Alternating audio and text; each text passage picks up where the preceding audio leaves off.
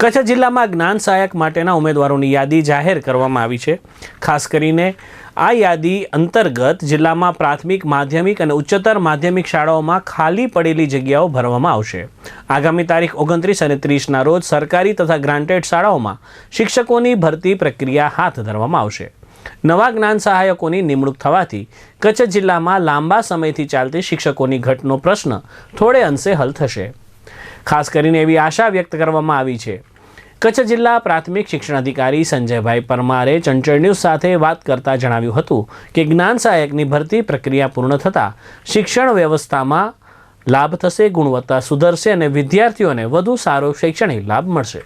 સરકારશ્રીના શિક્ષણ વિભાગ દ્વારા અને સમગ્ર શિક્ષા દ્વારા હમણાં જ જ્ઞાન સહાયક માટેની જે ઉમેદવારોની યાદી એ બહાર પાડવામાં આવી છે।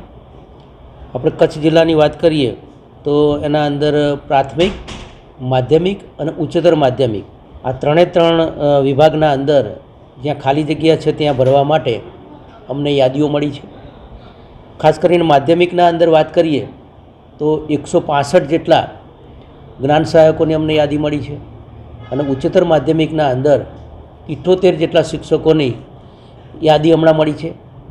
અને ખાસ કરીને આપણે 29 અને 30 તારીખ એ આપણે જ્ઞાન સહાયકોના ભરતી માટેનો કેમ્પ રાખેલો છે।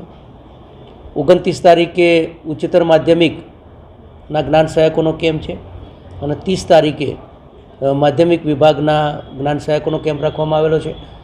એના અંદર સરકારી અને ગ્રાન્ટેડ આ તમામ શાળાઓના અંદર આપણે જ્ઞાન સહાયકોની ભરતી કરીશું।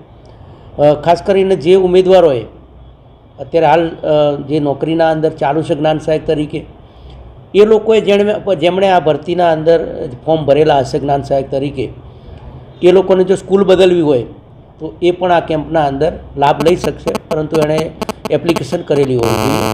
એટલે ખાસ કરીને જે આપણે હમણાં જ 26 તારીખથી આપણા ત્યાં પરીક્ષા શરૂ થનાર છે 10મા 12માની, અને જ્યાં નાની મોટી જે ઘટ હતી એ પૂર્ણ થવાથી વિદ્યાર્થીઓના અંદર એ આપણે જે કંઈ કમી હશે એ પણ પૂર્ણ થશે અને કચ્છનું પરિણામ આપણને સારું મળશે।